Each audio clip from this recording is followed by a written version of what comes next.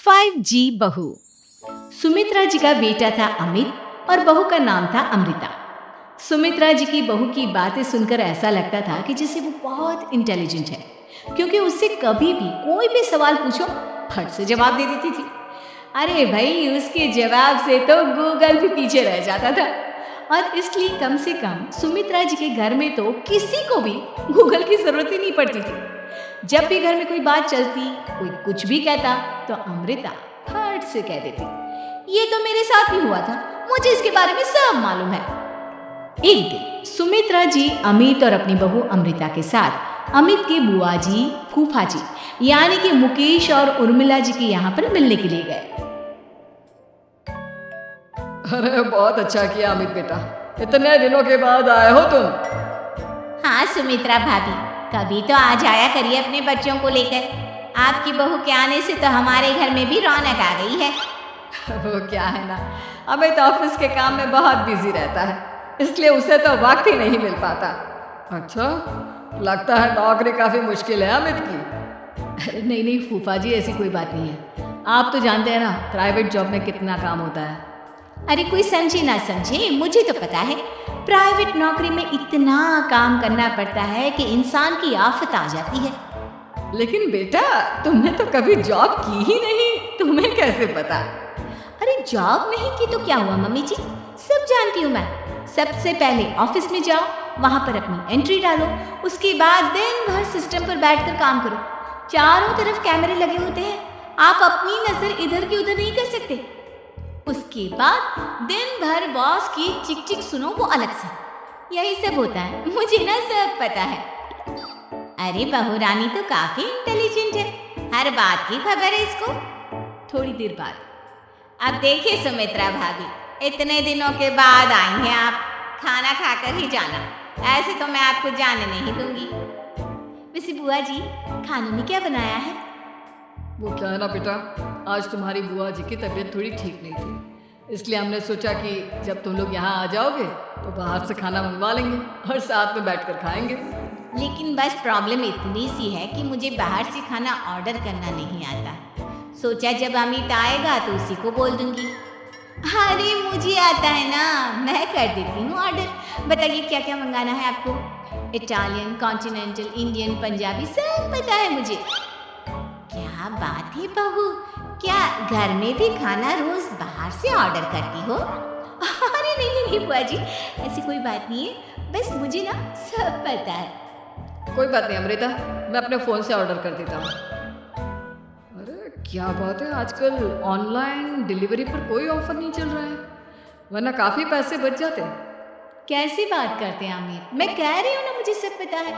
मुझे एक बहुत अच्छा ऑनलाइन डिलीवरी वाला मालूम है, जहाँ पर 50% ऑफ मिल जाएगा। और आज तो वैसे भी फ्राइडे है ना, फ्राइडे को तो उस पर 50-70% ऑफर मिलता ही मिलता है। अरे क्या बात है, इसके बारे में तो मुझे पता ही नहीं था। अरे बेटा, जिस चीज़ के बारे में किसी को पता नहीं होता, हमारी बहू को पता होता है। एक काम कर, तू उसी को ऑर्डर करने दे। क्या बात है अमृता बेटा, तुम तो बहुत इंटेलिजेंट हो, सब कुछ जानती हो। कुछ दिनों के बाद सुमित्रा जी की कुछ सहेलियां उनसे मिलने के लिए आती हैं। अरे सुमित्रा बहन कैसी हो, बहू कैसी है तुम्हारी? अरे पूछिए मत, बहुत इंटेलिजेंट है मेरी बहू, सब कुछ जानती है।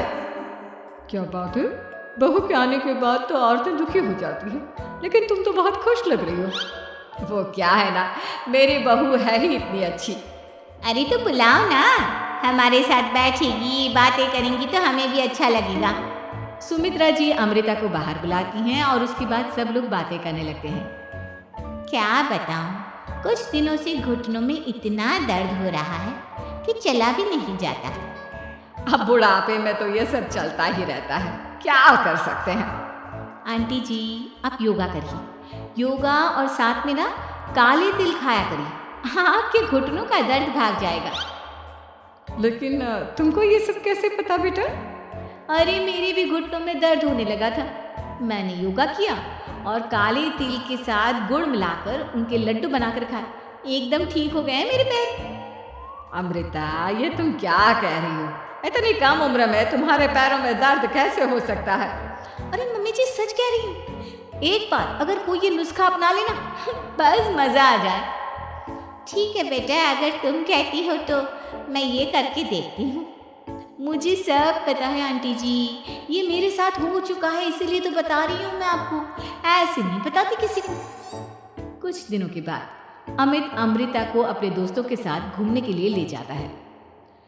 क्या यार, क्या जिंदगी हो गई है। सारा दिन ऑफिस का काम करते रहो, अपनी हेल्थ पर तो ध्यान ही नहीं दे सकते। अरे क्यों नहीं दे सकते अपनी हेल्थ पर ध्यान, सब दे सकते हैं। इंसान चाहे तो कुछ भी कर सकता है। क्या बात है भाभी, आप इतनी श्योरिटी के साथ कैसे कह सकती हैं? अरे आजकल ना एक से एक एप्लीकेशन है मार्केट में, और जानते हैं उसमें कुछ एक्सरसाइज तो ऐसी बताते हैं जिन्हें आप अपने ऑफिस में बैठे बैठे, मेरा मतलब लैपटॉप पर काम करते करते भी कर सकते हैं। अमृता, ऐसी एक्सरसाइज के बारे में तो मुझे भी नहीं पता था, तुम्हें कैसे मालूम? अरे मुझे सब पता है, हर चीज की खबर रखती हूँ मैं, जानते हैं ना आप। लेकिन ऐसी कौन सी एप्लीकेशन है और ऐसी कौन सी एक्सरसाइज है भाभी? एक मिनट, मैं आपको अपने मोबाइल में दिखाती हूँ। अरे वाकई में भाभी तो सही कह रही है। देखो यार, इस पर कितनी अच्छी एक्सरसाइज दिखाई गई है।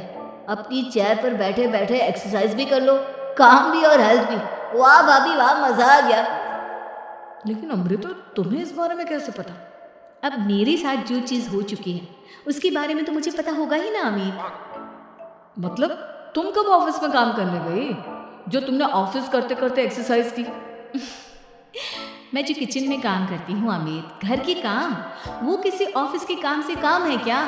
बस मैं भी वो सब करते करते इनमें से कुछ एक्सरसाइज ट्राई कर लेती हूँ, इसीलिए मुझे सब पता है। सही है यार, तुम तो बहुत इंटेलिजेंट हो।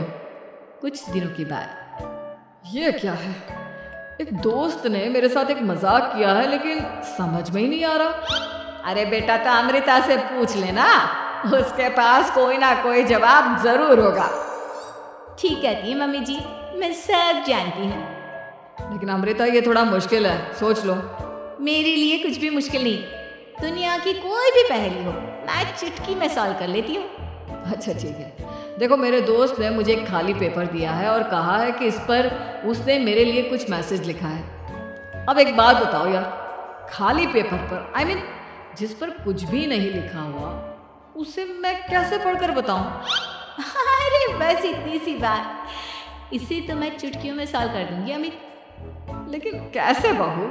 इस पेपर पर तो वाकई में कुछ नहीं लिखा हुआ, एकदम खाली पेपर है, कैसे क्या पढ़ोगी तुम? अमित, एक छोटा सा काम करो, जल्दी से एक मोमबत्ती लेकर आओ। अरे बहू, पेपर में आग लगाने का इरादा है क्या? नहीं मम्मी जी, इस पेपर पर अमित के दोस्त का लिखा हुआ मैसेज पढ़ने का इरादा है। अमित कैंडल लेकर आता है। अब ना बस इस पेपर को धीरे धीरे कैंडल के ऊपर घुमाते रहो, देखना 2 ही मिनट में मैसेज आपकी आंखों के सामने होगा। अच्छा ठीक है, मैं ऐसा करके देखता हूँ। 2 मिनट के बाद। अरे वाकई में इस पर तो अक्षर बनने लगे, लेकिन ये हुआ कैसे? और अमृता, तुम्हें कैसे पता? बहुत सिंपल है मम्मी जी, अमित के दोस्त ने नींबू के रस से मैसेज लिखकर उसे सुखा दिया। आप अगर मैसेज पढ़ना हो ना तो पेपर को आग के सामने ले जाओ और लेटर्स अपने आप उभर कर आ जाते हैं। वाह बहू, लेकिन तुम ये सब कैसे जानती हो? अरे मम्मी जी, जब मैं छोटी थी ना तो अपनी सहेलियों के साथ ऐसे ही गेम खेला करती थी। ये तो मेरे साथ कितनी बार हो चुका है, मुझे सब पता है। थैंक यू यार अमृता, तुम्हारी वजह से हमें कुछ भी सोचने की जरूरत ही नहीं पड़ती, तुम सब कुछ बता देती हो। कुछ दिनों के बाद सुमित्रा जी को अमृता के प्रेग्नेंट होने की खुशखबरी मिलती है और सुमित्रा जी अमृता को डॉक्टर के यहाँ लेकर जाती है। देखिए सुमित्रा जी, आपकी बहू की तबीयत बिल्कुल ठीक है, किसी भी तरह की चिंता करने की कोई ज़रूरत नहीं है। लेकिन हाँ, उनको आयरन वाली डाइट खाने की बहुत ज़रूरत है। ठीक है डॉक्टर साहब, आप बता दीजिए मैं अपनी बहू को क्या क्या खिलाऊं ताकि उसकी तबीयत ठीक रहे और आने वाले बच्चे की भी। अरे मम्मी जी, इसमें डॉक्टर से पूछने की क्या ज़रूरत है?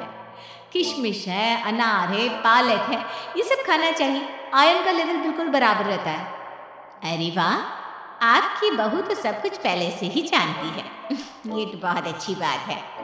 देखो आयरन के साथ तुम्हें कैल्शियम भी खाना होगा।